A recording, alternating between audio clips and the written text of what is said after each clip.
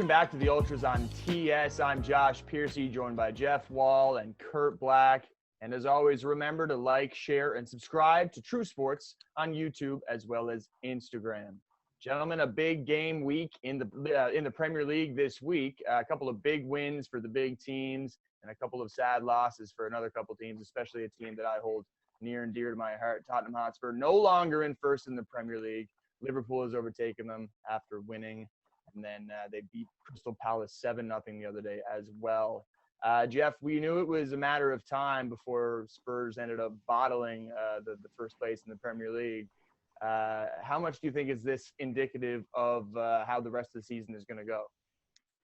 It's a good question, Josh. I do think Spurs will actually maintain a pretty good foothold, at least in the top four, because Jose Mourinho is not really going to concede many goals. He's not going to concede many points. We know this. We know this about him.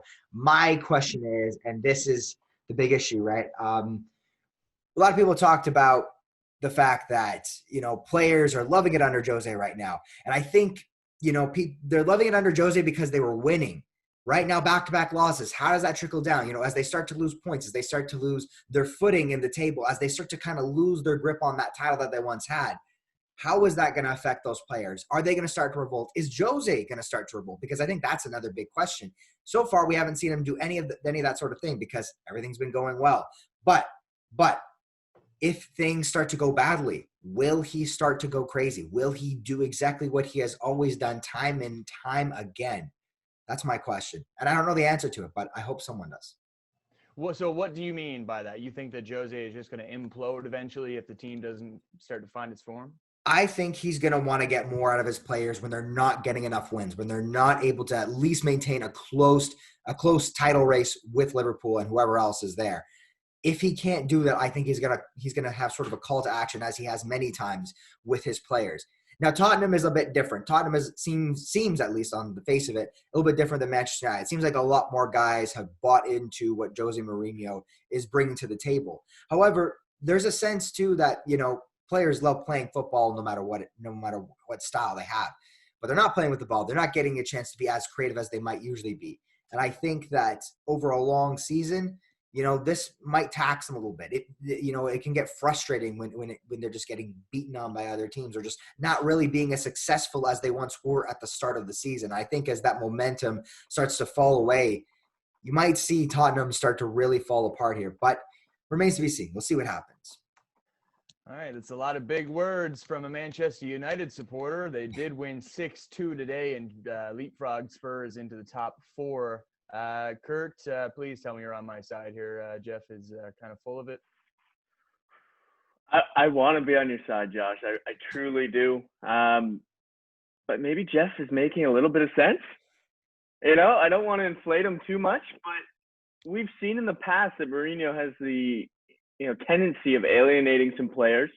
I'm not sure if he has like an expiration date with teams where everything is peachy. We've seen him go and win titles multiple times.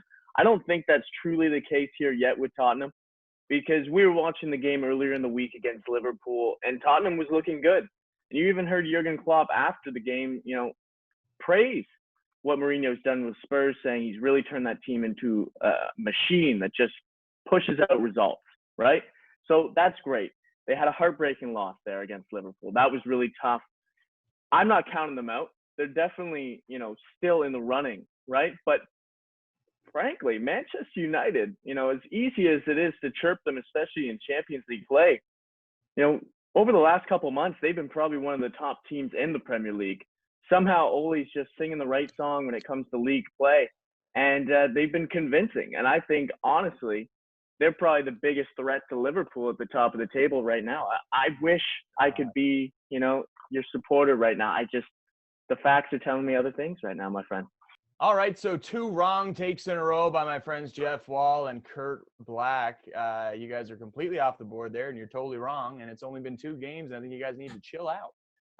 But speaking of not chilling out, Arsenal, another loss. They're sitting in the bottom 5 of the Premier League right now. Mikel Arteta in hot water. I mean, as managers always are.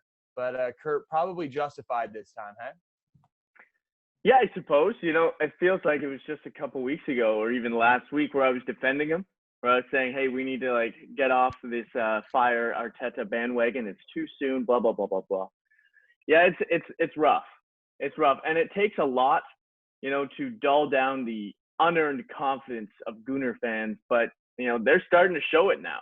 There's some real distress in those people, and they have a right to be. That team is in absolute shambles. And it's shocking when you look at the talent that they have on their lineup, especially attacking, where they're just getting nothing. And we've known for years that their defense is questionable, to say the least. And everything's kind of going wrong for Arsenal this year. And wouldn't it be just the story of if they got relegated? That would be something else. Arsene Wenger rolling in his grave. It'd be pretty 20. He's not dead. Yeah, he's old enough. Not dead. All right, well, Jeff, I mean, if you're Mikel Arteta and you're trying to save your job at this point, what do you do? Do you bring Mesut Ozil back into the side? How do you switch it up to save your job? I'm out of answers. I mean, I'm probably feeling a lot like Mikel Arteta right now. I mean, he's playing like a team fighting relegation, and he has been since the start. I don't think they were in a relegation fight at the beginning, but now it really looks like it. I think there is something to what Kurt is saying. Like, it's just crazy how far they've fallen. And I think the right move was to put Pierre-Emerick Aubameyang on the bench, because he's just in such bad form that you kind of need to kind of let him regain his focus, regain his form. And I think it's just, there's not a lot of answers. That's the problem, is like behind him, who else do you have to score goals? And I think Mikel Arteta's just got to go on the attack. He's got to stop with this defensive football. Like Arsenal, like Kurt said, is an attacking club. Their defense is not very good. Stop overcompensating actually, because that's what's happening for the defense. They've had 14 points in 14 games. That is not Arsenal. And you know what? I can't hate on them at all. And in fact, I've never really hated on them since I've started watching the game, because they're just a pathetic squad, honestly. They really are. They're really a pathetic squad with a pathetic fan base that always whines and moans and cries. It doesn't know what they have. And they finally lost everything. Now they finally know what it's like to have nothing, because they're almost about to get relegated. And Arsenal Fan TV can just shove it, honestly. And if I say one more thing, like, how they have treated Mesut Ozil, not only this year, but, last year and on before that, frankly, they deserve it. Like, they're paying this guy $350K a week. He's a star. Well, he was a very star player. Who knows what he's got in the tank left, because we haven't seen him. And I think he would actually make this team somewhat watchable, because who do you have in the midfield linking up to the forwards? You got a lot of high-price offense, but you got nobody getting them the ball. No, I think, and Kurt, I think you're right. I think Mesut Ozil is probably the answer for Mikel Arteta right now. All right, gentlemen, let's move on. Of course, the FIFA Pro Best 11 we're giving out this week. This is a year without a Ballon d'Or, so these awards kind of mean a little bit more this year than they have in the past. And Robert Lewandowski, the Bayern Munich forward, taking home the Best of the Year award. Jeff, would you say this is a fair choice? Yeah, I think it's hard to dispute between Robert Lewandowski and Kevin De Bruyne. I'm assuming they more or less wanted to give it to Lewandowski because he's obviously scoring more goals, and that's what people like. They like to see goal scoring, and also he won a ton of trophies this year. There's no denying that. I think the bigger issue realistically is how did Hansi Flick not win it? I mean, he won 4 or 5 trophies in this year, went undefeated in that entire stretch. In the entire year of 2020 for the final part of that season.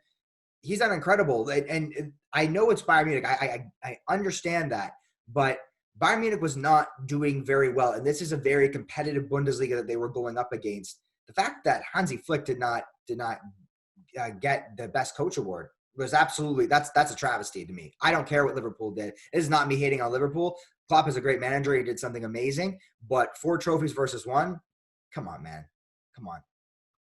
All right, Kurt. Well, Jeff says he has Kevin De Bruyne as his second best player of the year. Do you agree with picking Lewandowski as the best men's player of the year? And who would you have at number 2?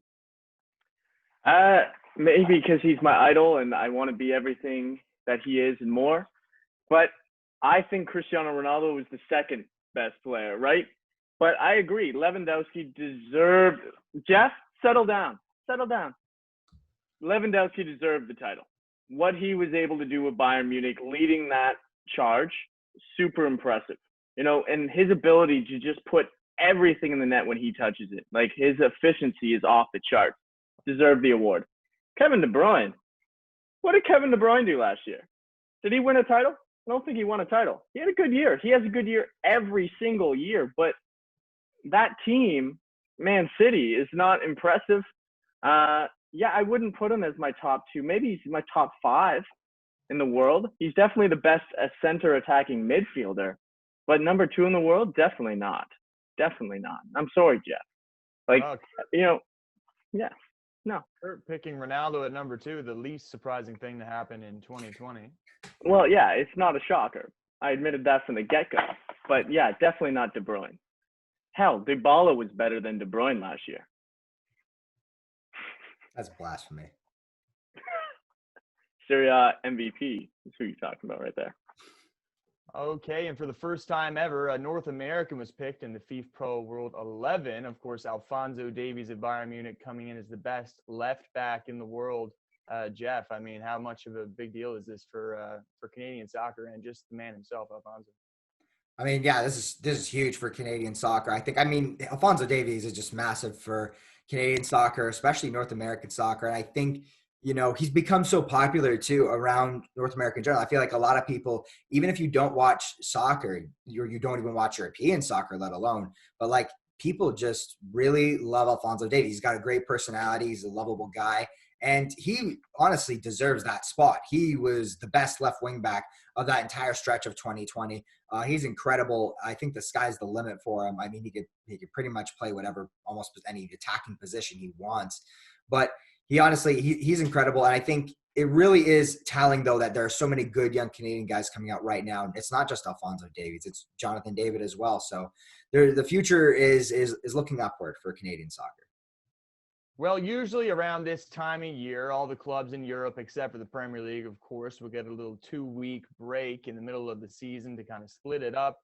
This season, of course, with things starting late and the COVID-19 pandemic affecting the schedule, not the case.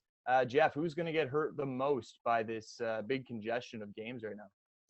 I'm going to say it's going to be Barcelona, and I'm sure there's lots of Barca fans that are going to hate to hear me say that, but they're right in the top 4 race right now, and it looked like they might have been able to stay there, but this squad is just not, dude, this is not your Barcelona from 2010, not your Barcelona from 2006. It's not your Barcelona from 1993. It's nothing like that. This is like the dark ages coming back to haunt these Barcelona fans, and I don't care how good Messi is. He looks like he's done with this club. It looks like he's finished. And I honestly think that this is going to be a rough little stretch for them, and it's going to cause them to bow right out of the Champions League, in my opinion, as well. Well, Kurt, aside from Spain, what other league is going to really hurt from this big pileup of games? Well, I'm really curious to watch the top of the table there in Serie A because, AC Milan, well, both Milan clubs have done a really impressive job in their campaigns in Italy this year. Milan's led from the get-go. They still haven't lost a game, 9 wins, 4 draws. Really impressive team. The youth has really stepped up in a big way. But depth is always the thing, especially in moments like this where there's so many games in so little days. Like, for instance, both AC Milan and Juve are going to be playing 8 games in the month of January. That's not often do you see them playing twice in a week. And sometimes it's 3 times within 8 days. So it's very jam-packed. And right at the moment, Ibrahimovic has been down with an injury. They don't know whether his calf is going to last the whole season. And he's been a leading charge for that team. So maybe this is the chance that the Bianconeri need to kind of jump past AC Milan because they've been stubborn up there. No matter what, Juve will have a good week. And AC Milan just never stumbles and they keep going. So this could be the best chance for the defending champions to kind of jump back ahead and, stamp their 10th title in a row. Well, while a lot of games really sucks for the players, I mean, I think you guys probably agree with me that it's even better for us, man. The more the merrier, eh? The more the merrier. Christmas miracle almost. All right, yes, gentlemen. right. That's all the time we have for today. As always, please remember to like, share, and subscribe to True Sports on YouTube and on Instagram. And if you like what we say, you think we're kind of funny or whatever, our Our Instagrams are down in the description as well. For Jeff Wall and Kurt Black, I'm Josh Piercy. See you next Monday.